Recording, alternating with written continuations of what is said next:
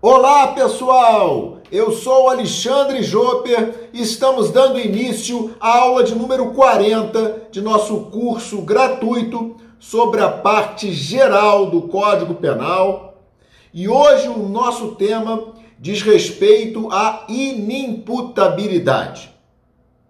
Nós já sabemos que a culpabilidade, aquele terceiro nível necessário para a responsabilização penal, ele se perfaz com a coexistência de três elementos. Quais sejam? A imputabilidade, a potencial consciência da ilicitude e a exigibilidade de conduta diversa. Há em nossa legislação diversas situações que excluem a culpabilidade.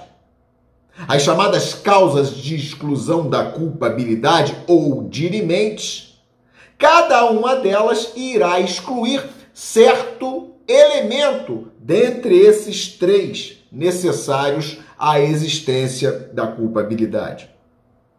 As inimputabilidades excluirão a imputabilidade. E a imputabilidade, primeiro elemento da culpabilidade, nada mais é do que a capacidade de imputação.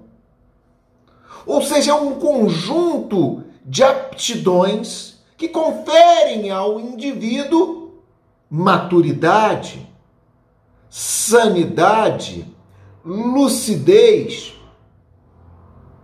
tudo que faz a ele deter a capacidade de entender e de querer no campo penal. E a regra é essa. A regra é a presunção de que os indivíduos são imputáveis.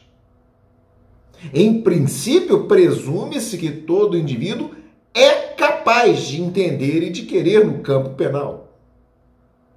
Porém, excepcionalmente, você irá se deparar com causas de exclusão dessa imputabilidade.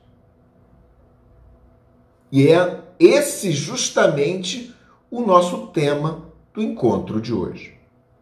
Analisarmos as causas de exclusão da imputabilidade. E desde logo eu já adianto que quatro são as causas que acarretam a exclusão da imputabilidade, desde que anulem essa capacidade de entender ou de querer. Quais são essas quatro causas? A primeira causa é a doença mental. A segunda causa é o desenvolvimento mental incompleto. A terceira causa, o desenvolvimento mental retardado. E a quarta causa é a embriaguez completa proveniente do fortuito ou da força maior. As três primeiras causas de exclusão da imputabilidade serão tratadas nesta aula. A quarta, na aula que vem. Pois bem, dentro dessa percepção de que quatro são as causas, a simples causa, como veremos, não é suficiente a caracterização da inimputabilidade. É necessário que uma dessas causas anule a capacidade de entender ou de querer. E por que faço essa observação desde logo? Porque três são os critérios presentes no universo jurídico penal para a aferição da inimputabilidade. O primeiro é o critério biológico ou etiológico. Pelo critério biológico, para a caracterização da inimputabilidade, bastaria a existência de um fator causal. Ou seja, bastaria que o indivíduo fosse doente mental, fosse portador de incompletude do desenvolvimento mental ou retardo desse desenvolvimento mental, ou que estivesse embriagado, completa e proveniente do fortuito ou da força maior, que seria considerado inimputável independentemente de qualquer investigação psicológica. Em outras palavras, é um critério que só se preocupa com a causa, não com a consequência. Se o indivíduo é portador de doença mental, ainda que essa mazela mental não retire a capacidade de entender ou de querer, e nós sabemos que muitas das doenças mentais alternam momentos de insanidade e de lucidez, mas mesmo assim, se fosse portador de doença mental, fim de papo, é considerado inimputável pelo critério biológico, que só se importa com a causa. Para o segundo critério, o critério psicológico, o raciocínio é inverso. Para a caracterização da inimputabilidade, basta o quê? A incapacidade no momento da ação ou omissão, a incapacidade de entender ou de querer, a incapacidade de entender o caráter ilícito do fato ou de determinar-se de acordo com esse entendimento. Ainda que aquele indivíduo não seja portador de qualquer mazela ou deficiência mental. Então, suponhamos que o indivíduo são mentalmente, desenvolvido, psiquicamente, ele num surto nervoso perca momentaneamente os sentidos no momento de uma prática delitiva. Para o critério psicológico, se ele no momento da ação ou omissão estava privado da capacidade de entender ou de querer, ainda que mentalmente são, ainda que não portador de qualquer mazela mental, é considerado inimputável. Ou seja, é um critério, o sistema psicológico, que somente se preocupa com a consequência, a capacidade de querer ou de entender anuladas. Então ele despreza a causa. Já pelo terceiro critério, o critério biopsicológico, há uma junção desses fatores para a caracterização da inimputabilidade. Ou seja, esta inimputabilidade só surgirá com a coexistência do fator causal mais o fator consequencial.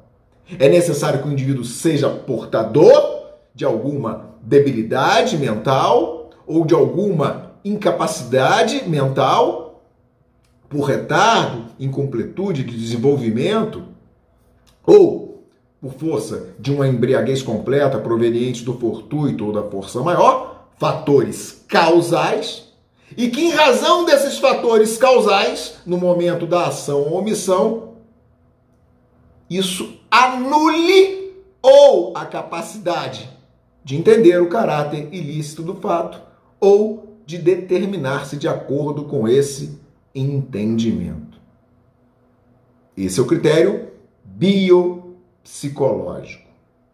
Ora, se nós analisarmos os dispositivos que regulamentam as inimputabilidades no Código Penal, e eu estou me referindo aos artigos 26 caput e 28 parágrafo 1º, nós vamos logo perceber que o Código Penal adotou com preponderância o sistema biopsicológico, em que se demanda a junção dos fatores causal e consequencial. E por que eu falei com preponderância? Preponderância quase absoluta, porque há uma exceção. Uma situação em que a inimputabilidade ela é reconhecida pura e simplesmente com o fator causal. Ou seja, em uma situação adota-se o sistema biológico. E eu estou me referindo à hipótese dos menores de 18 anos. No caso dos menores de 18 anos, a adoção do critério biológico, há uma presunção absoluta de inimputabilidade pela simples idade cronológica daquele indivíduo. Então, se você tem um adolescente de 16 anos, por mais esclarecido que ele seja, por mais mentalmente desenvolvido que ele seja, por mais lúcido que esse adolescente se revele, se ele mata alguém, ele é considerado inimputável por força do fato de ser menor de 18 anos. É a lição ensinada no artigo 27 do Código Penal, que traz a seguinte regra: os menores de 18 anos são penalmente inimputáveis, ficando sujeitos às normas estabelecidas na legislação especial. Obviamente, quando o artigo 27 fala em legislação especial, ele está se referindo ao Estatuto da Criança e do Adolescente, a Lei 8.069 de 1990, que prevê as consequências reservadas aos menores de 18 anos quando praticam os chamados atos infracionais. Medidas estas previstas nos artigos 101 e 112 do Estatuto Menorista, respectivamente aplicáveis aos atos infracionais praticados por criança e por adolescente. E eu quero chamar a atenção aqui de que essa menoridade penal que conduz à inimputabilidade, ela persiste ainda que o menor de 16, de 17 anos seja emancipado no campo civil. Isso não importa, ele continua inimputável no campo penal. Essa inimputabilidade, ela só cessa no dia em que o indivíduo completa 18 anos. Digo mais, a 0 horas do dia em que ele completa o 18º aniversário, independentemente do horário em que efetivamente nasceu. Agora, atente bem, porque nós já sabemos, quando estudamos tempo do crime, que nos termos do artigo 4º do Código Penal, o crime é reputado praticado no momento da ação ou da omissão, ainda que outro seja o momento do resultado. De sorte que se um menor, às vésperas de completar 18 anos, efetua disparos com vontade de matar contra um desafeto, e esse desafeto colhido pelos disparos é conduzido a um hospital onde vem a falecer somente dias após, quando o atirador já havia completado 18 anos, mesmo assim, aquele atirador será reputado inimputável. Por quê? Porque o fato foi cometido, os tiros foram disparados, a ação foi empreendida quando ele ainda não contava com 18 anos, ainda que o resultado tenha se perpetrado após a cessação dessa inimputabilidade. Também outra observação que julgo relevante é que a doutrina majoritária faz uma pequena observação em relação aos crimes permanentes. Nos crimes permanentes, em que o intercrime pertinente à consumação prolonga-se no tempo de acordo com a vontade do indivíduo, como é o caso emblemático do sequestro, previsto no artigo 148, se a execução de um sequestro se dá quando o sequestrador ainda possui 17 anos, mas o cárcere se prolonga ao sabor de sua vontade, mesmo após esse sequestrador completar 18 anos, ele será considerado imputável, porque persistiu na atividade consumativa permanente, mesmo após completar a sua maioridade penal.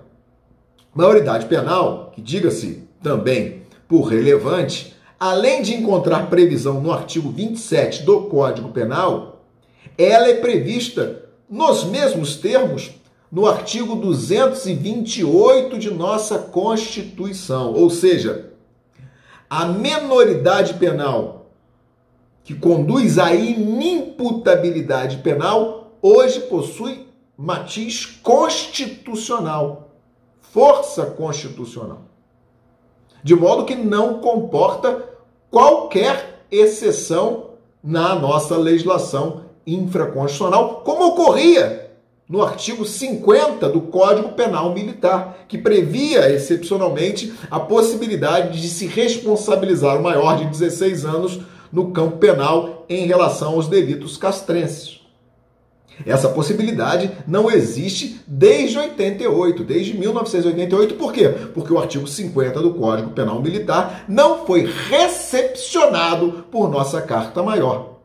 Isso porque, repito, o artigo 228 da nossa Constituição prevê a inimputabilidade do menor de 18 anos sem qualquer exceção. Uma vez abordada a excepcional hipótese de adoção do sistema biológico, nós temos que concentrar nossas forças no estudo da regra, que é a adoção do critério biopsicológico. E para a caracterização do critério biopsicológico, nós temos que, em primeiro lugar, termos causas de inimputabilidade. E essas causas, elas devem ter o condão de influenciar nas consequências, que são pertinentes à anulação da capacidade de entender ou de querer. As três primeiras situações de inimputabilidade previstas no Código e que serão objetos deste encontro estão estampadas no artigo 26 do Código Penal, caput, que diz o seguinte: é isento de pena o agente que, por doença mental, por desenvolvimento mental incompleto ou retardado, era, ao tempo da ação ou da omissão, inteiramente incapaz de entender o caráter ilícito do fato ou de determinar-se de acordo com esse entendimento. O que você percebe da leitura do artigo 26, caput, é que nós temos nele três fatores causais possíveis para a inimputabilidade. O artigo fala, em primeiro lugar, em doença mental. E aí nós incluímos as psicoses em geral, as neuroses, a esquizofrenia, a epilepsia, as loucuras de toda ordem, até mesmo aquelas de origem tóxica, causadas, por exemplo, pelo consumo crônico e reiterado de álcool ou substância entorpecente. Então, ali se inclui o conceito de doença mental, que é bastante amplo e deve ser pericialmente detectável. A segunda situação, contemplada no artigo 26, diz respeito ao desenvolvimento mental incompleto, ou seja, aquele que ainda não se concluiu, gerando imaturidade. É o caso traçado na doutrina dos silvícolas inadaptados. Seria também exemplo de desenvolvimento mental incompleto o caso do menor de 18 anos. Apenas não o exemplifico aqui, porque nós já sabemos que ele está, de certa forma, fora da sistemática biopsicológica do artigo 26. Por quê? Porque ele tem disciplina própria, como já visto, no artigo seguinte, no artigo 27, que presume de forma absoluta a inimputabilidade pela menoridade em si. O terceiro fator causal referido no artigo 26 diz respeito ao desenvolvimento mental retardado, ou seja, é aquele que é incongruente com a idade até do indivíduo. Há uma atrofia no desenvolvimento mental daquela pessoa, como é o caso clássico dos chamados oligofrênicos. Nós temos 3 ordens, segundo a medicina legal: a debilidade mental, a idiotia e a imbecilidade. A doutrina também acena como exemplo possível de desenvolvimento mental retardado o caso do surdo-mudo em hipóteses extremas e pericialmente detectáveis de retardamento sensorial inequívoco. Pois bem, nós temos essas 3 causas possíveis para a inimputabilidade a que se refere o artigo 26. Mas isso não é, obviamente, suficiente. Por quê? Porque o artigo 26 deixa claro que um desses 3 fatores causais deve, ao tempo da ação ou omissão, anular ou a capacidade de entender o caráter ilícito do fato, capacidade intelectiva, ou de determinar-se de acordo com esse entendimento, capacidade volitiva. Junção do fator causal com o fator consequencial. Por quê? Porque pode ser que um indivíduo seja pericialmente atestado como portador de uma doença mental qualquer, mas a mesma perícia conclui que, no momento da ação ou omissão, aquele fator causal, doença mental, não anulou nem a capacidade de entender, nem a capacidade de querer. Porque nós sabemos muito bem que há uma série de mazelas mentais que alternam momentos de insanidade e sanidade. E neste caso, em que, conquanto seja portador de doença mental, não houve a incapacitação nem volitiva nem intelectiva, o sujeito é imputável. Ele só será inimputável se, por força do fator causal, for anulada ou a capacidade de entender ou de querer. Note uma coisa: para a caracterização da inimputabilidade, basta que, em razão de um desses 3 fatores causais, o indivíduo seja, ao tempo da ação ou omissão, ou inteiramente incapaz de entender o caráter ilícito do fato, ou de determinar-se de acordo com esse entendimento. Basta a anulação de uma dessas 2 capacidades, intelectiva ou volitiva, porque é perfeitamente possível que o indivíduo, portador de alguma mazela mental, tenha até capacidade de entender o caráter ilícito do fato. Mas, apesar dessa capacidade de entendimento, ele não tem capacidade de se controlar. Ele não tem nenhuma resistência de controlar o seu impulso. Então, o que lhe falta, na verdade, por força do fator causal, é a capacidade de determinação, de determinar-se de acordo com esse entendimento, como é o caso da cleptomania. E, neste caso, você terá caracterizada a inimputabilidade. Outro detalhe muito importante é que, além dos fatores causal e consequencial necessários à inimputabilidade, é ainda exigível um terceiro fator, que é o fator temporal. O que eu quero dizer com isso? Que inimputabilidade só existe se esses fatores estiverem conjugados no momento da ação ou omissão.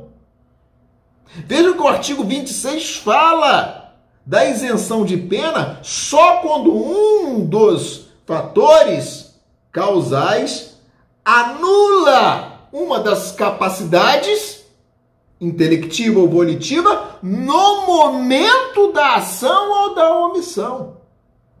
É só nessa situação que temos caracterizada a inimputabilidade. Alexandre, e se o indivíduo no momento da ação ou omissão era capaz de entender e de querer, mas no curso do processo penal advém uma incapacidade? Ora, neste caso, você aplica o artigo 152 do Código de Processo Penal, mas o sujeito é imputável. Ah, se já houve condenação no curso lá do cumprimento da pena, surge a incapacidade, aplica-se o artigo 41 do Código Penal sem problema. Mas inimputabilidade só é afastada com a anulação de uma das capacidades de entender ou de querer no momento da ação ou omissão. Conjugados esses três fatores, está presente o fator causal, está presente o fator consequencial, e essa junção se deu no momento da ação ou omissão, nós temos inimputabilidade de que nos fala o artigo 26. E qual a consequência? A consequência é a isenção de pena. A inimputabilidade exclui a imputabilidade, que por via de consequência exclui a culpabilidade. Terceiro nível de responsabilização. Então, o indivíduo é isento de pena. A sentença é absolutória, mas é uma absolvição, digamos, não comum. Por quê?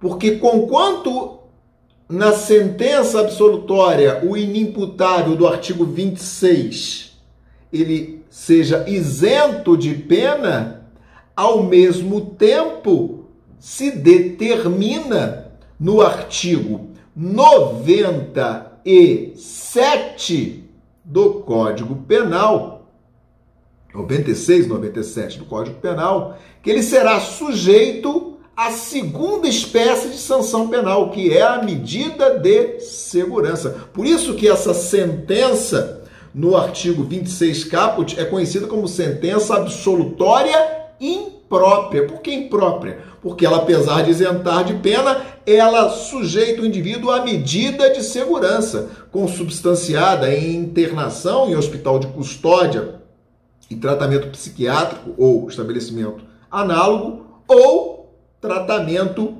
ambulatorial, a depender da natureza do crime, conforme determina o artigo 97 do Código Penal. Agora, eu quero que você perceba que a vida no artigo 26 caput não é nada fácil. Porque o sujeito, ao mesmo tempo em que é isento de pena por força da inimputabilidade, ele é sujeito à medida de segurança, que é a segunda espécie de sanção penal.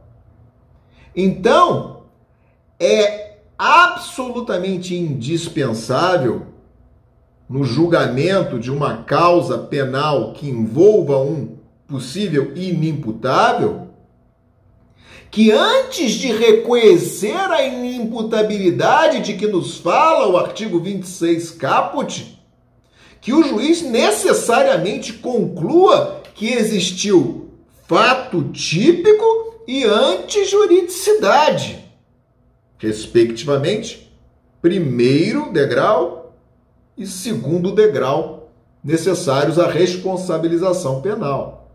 E por que eu digo isso? Porque, apesar da inimputabilidade, se o juiz logo concluir que o fato é atípico, ou que, ainda que típico, o fato é acobertado por alguma causa de exclusão da antijuridicidade, a sentença deve ser absolutória própria, legítima, autêntica, não sujeitando aquele indivíduo a qualquer medida de segurança. Só há que se falar em aplicabilidade do artigo 26 caput ao inimputável, com sujeição do mesmo à medida de segurança, se existir conclusão prévia de que existiu na hipótese fato típico e antijuridicidade.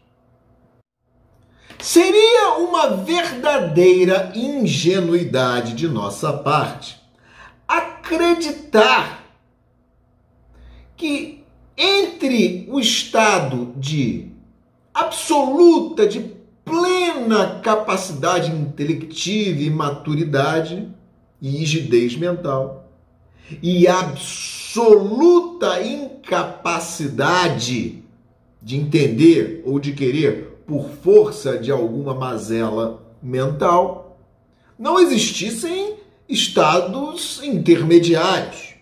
É claro que eles existem. Situações dos chamados fronteiriços.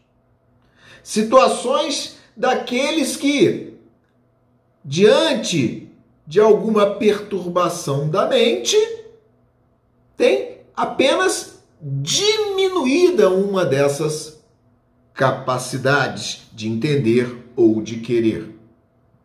E o tema é tratado no parágrafo único do artigo 26, que assim determina: a pena pode ser reduzida de 1 a 2/3 se o agente, em virtude de perturbação da saúde mental, aqui o código é mais amplo que o caput, ao invés de doença mental, fala em perturbação da saúde mental, termo mais amplo, ou desenvolvimento mental incompleto ou retardado, não era inteiramente incapaz de entender o caráter ilícito do fato ou de determinar-se de acordo com esse entendimento.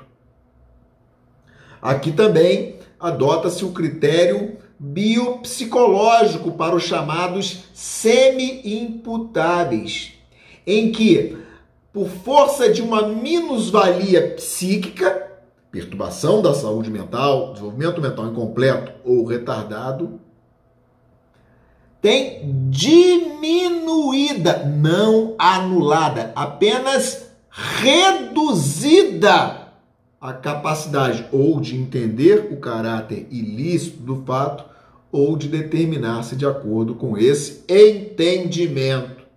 Justamente porque não existiu anulação, mas simples redução da capacidade intelectiva ou volitiva, é que o legislador não isenta de pena. O sujeito não é isento de pena. Ele responde pelo crime com a pena, todavia, diminuída de 1 a 2/3 nos moldes do parágrafo único do artigo 26. Todavia, essa redução de pena de 1 a 2/3 para o semi-imputável não é a única solução possível para essa hipótese. Por quê?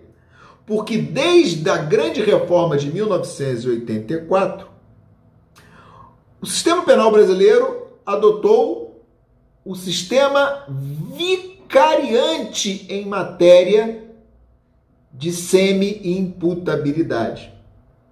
E o sistema vicariante, ele vem materializado no artigo 98 do Código Penal, que diz o seguinte: na hipótese do parágrafo único do artigo 26 deste Código, e necessitando o condenado de especial tratamento curativo, a pena privativa de liberdade pode ser substituída pela internação ou tratamento ambulatorial pelo prazo mínimo de 1 a 3 anos, nos termos do artigo anterior.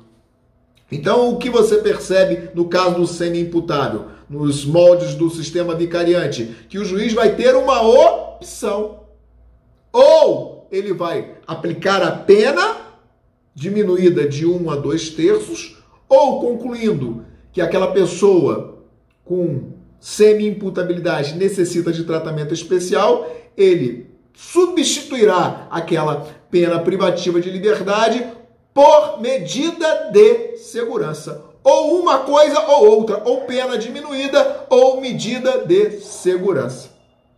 Esse sistema vicariante, ele se contrapõe ao sistema anterior a 1984, em que se adotava no Brasil o sistema do duplo binário, em que ao semi-imputável era aplicada primeiro a pena diminuída e depois a medida de segurança. Agora não, pelo sistema vicariante, ou uma coisa ou outra. Pois bem, aqui temos traçados os caracteres principais das 3 primeiras causas de exclusão da imputabilidade, tratadas no artigo 26 do Código Penal. Resta-nos apenas analisar a última causa de exclusão da imputabilidade, consubstanciada na embriaguez completa proveniente do caso fortuito ou da força maior, assunto para a próxima aula. Meus queridos amigos e amigas, foi mais uma vez um grande prazer estar com vocês. Se gostaram do nosso encontro, por favor, um like é sempre bem-vindo. Inscrevam-se no canal, isso é super importante para que nós possamos fortalecer esse projeto de ensino gratuito do direito penal no Brasil. As dúvidas podem ser perfeitamente solucionadas pelo e-mail que aparece aí na tela. No mais, eu desejo a vocês tudo de bom, muita força, muita fé e bons estudos.